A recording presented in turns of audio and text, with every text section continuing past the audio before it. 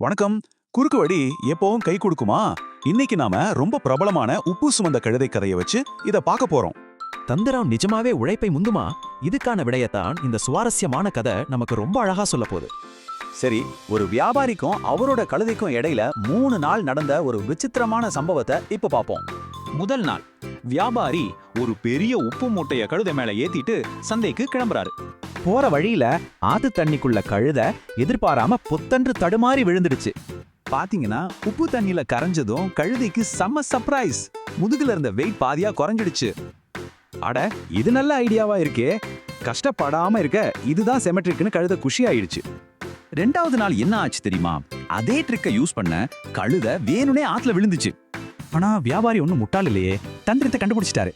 இப்போ அவர் என்ன பண்ணுவாருன்னு நினைக்கிறீங்க? இதுதான் ட்விஸ்ட்.